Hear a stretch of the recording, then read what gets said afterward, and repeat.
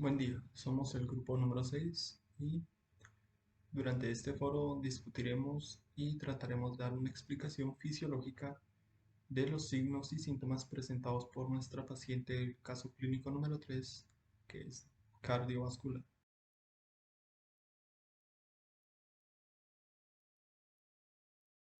El motivo principal por el que la paciente fue a consulta fue porque presentaba disnea, que es una sensación subjetiva de respiración incómoda y es un síntoma que a menudo se debe a problemas cardiopulmonares que aumentan el estímulo respiratorio, incrementan el trabajo de la respiración o estimulan los receptores específicos presentes en el corazón, los pulmones o la vasculatura. Esta tiene diversas causas. Están las del aparato respiratorio, como enfermedades de las vías respiratorias, como el asma, trastornos de la pared torácica, como la rigidez de la pared torácica o la debilidad neuromuscular, los trastornos del parénquima pulmonar, como las enfermedades pulmonares intersticiales.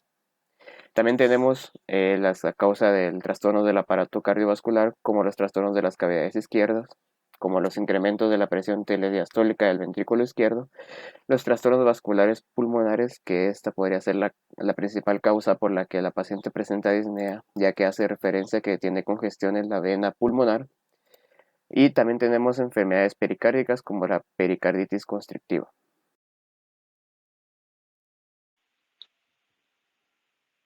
La disnea se relaciona con problemas pulmonares. Dentro de estos problemas podemos encontrar a la tos. La tos se estimula por una irritación química, en donde estos exputos van a ser expulsados de las vías aéreas mediante un esfuerzo realizado por el paciente. Este esfuerzo va a depender mucho del tipo de tos y la frecuencia, ya que puede provocar sensaciones de ahogo por la falta de aire.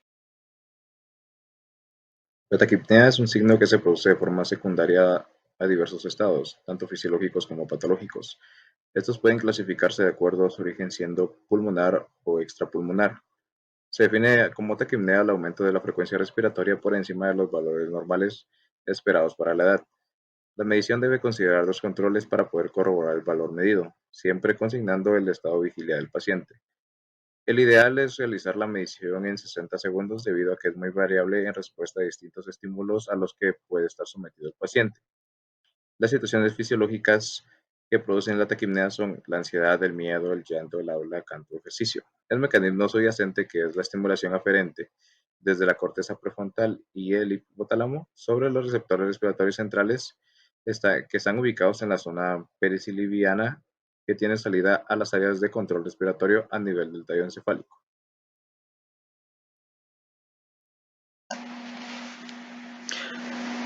Cuando hablamos sobre los estertores, tenemos que saber que estos son pequeños ruidos chasqueantes, burbujeantes o estrepitosos en los pulmones y son más audibles o se pueden escuchar mejor cuando una persona inhala.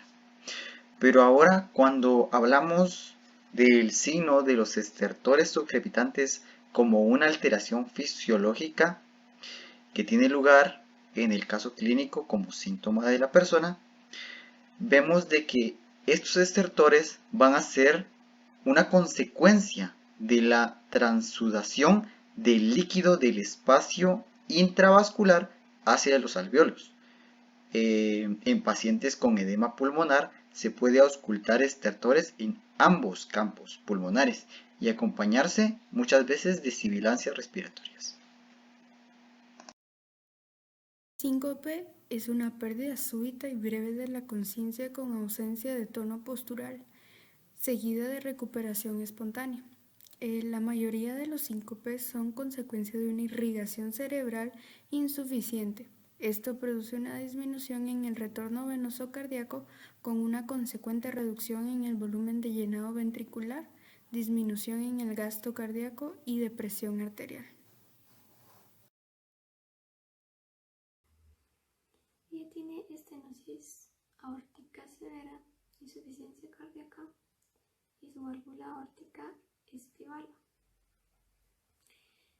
Esto se relaciona con la ortopnea y el dolor precordial, ya que ambos pueden ser de origen cardíaco. La ortopnea es la sensación de falta de aire al estar en decúbito supino.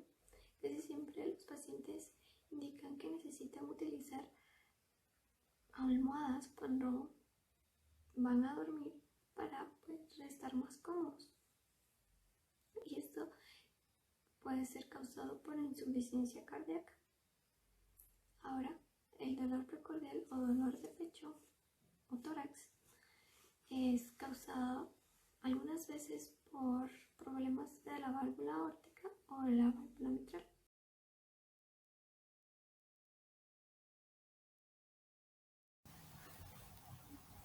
La taquicardia es el término que se utiliza para referirse a una frecuencia cardíaca de más de 100 latidos por minuto.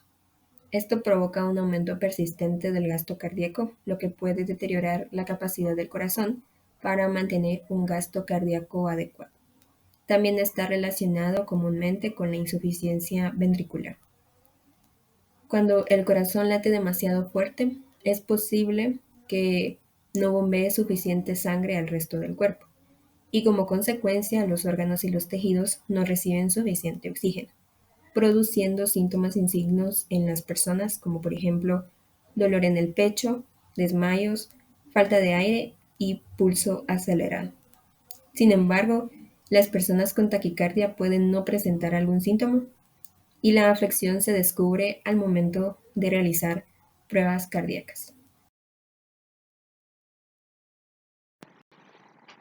El soplo sistólico aórtico inicia después del periodo de relajación isovolumétrica en el momento que la presión sistólica del ventrículo izquierdo supera la presión de la aorta y se abre la válvula. Tiene un tono bajo, es áspero o raspante y es más intenso en la base del corazón, eso quiere decir en el foco aórtico. En casi todos los casos con obstrucción interna, el soplo como mínimo tiene el grado 3 o 4. Hablaré sobre la hipertrofia del ventrículo izquierdo. Cuando la presión sistólica es alta, se utiliza más oxígeno. Cuando la presión sistólica está crónicamente elevada, el estrés de la pared y la carga de trabajo cardíaca también aumentan, lo que induce un engrosamiento de las paredes del ventrículo izquierdo, lo que puede reducir el radio de la cámara ventricular, la hipertrofia concéntrica, y aliviar al menos parcialmente el aumento de la tensión de la pared. Además, se gasta mucha más energía química, incluso a presiones sistólicas normales, cuando el ventrículo está dilatado normalmente, que es una hipertrofia excéntrica, porque la tensión del músculo cardíaco durante la contracción es proporcional a la presión multiplicada por el radio del ventrículo. Esto se vuelve especialmente importante en la insuficiencia cardíaca cuando el ventrículo cardíaco está dilatado.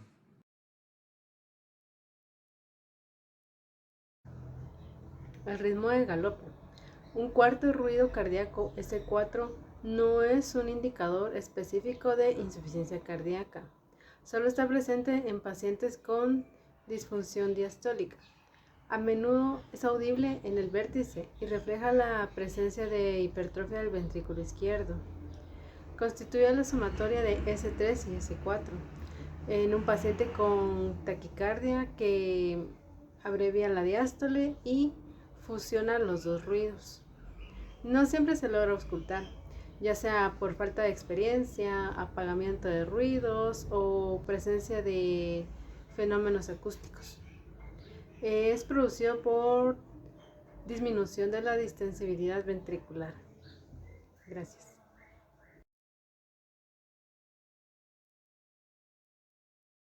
El ritmo de galope. Este es un ruido accesorio. Este se caracteriza porque se escucha un ruido extra o son ruidos extras en la auscultación. Entonces, este signo va generalmente acompañado de taquicardia y otros signos de insuficiencia cardíaca. Este se produce porque el llenado brusco del ventrículo es insuficiente. Entonces provoca una elevación de la frecuencia cardíaca y esto mismo es lo que provoca el ritmo de galope. Además dice que cuando la frecuencia cardíaca es muy elevada puede llegarse a fusionar con los extratonos que se dan en este ritmo, que es el R3 y el R4, y esto da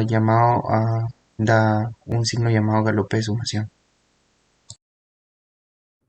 Uno de los síntomas que presenta la paciente es edema en miembros inferiores y este síntoma puede ser el resultado de lo que ocasiona una insuficiencia cardíaca, ya que aquí la sangre que es dirigida a la circulación sistémica va a poseer una velocidad muy baja, provocando de esta manera una acumulación en las venas de las extremidades inferiores de sangre y vísceras abdominales, pudiéndose observar como hinchazón gradual en la zona, observando así los edemas en estas áreas. Bueno, continuando con la pletora yugular, este es un signo que se puede observar en la paciente. Este se da debido a que el retorno venoso de sangre es muy superior a lo que el corazón es capaz en este momento de eyectar al organismo debido a la fracción reducida de eyección que posee la paciente. Al haber un retorno venoso excesivo y que el corazón no puede sacar o hacer circular al resto del cuerpo, este regresa a la vena cava, dividiéndose tanto en la vena cava superior, que es la que nos da el signo de pletora yugular, así como a la vena cava inferior, donde se evita el paso de la sangre que viene de la vena porta hepática, produciendo la hepatomegalia. Bueno, el dolor, continuando con el dolor en el hipocondrio derecho a la palpación profunda. Este se da debido a que el exceso de retorno venoso que no puede ingresar al corazón debido a la reducida capacidad que tiene este para bombear la sangre a la circulación, nos provoca que se acumule sangre en el hígado. Esto causa un agrandamiento del hígado, distendiendo la cápsula de Gleason, lo cual nos produce el dolor en el hipocondrio derecho a la palpación profunda.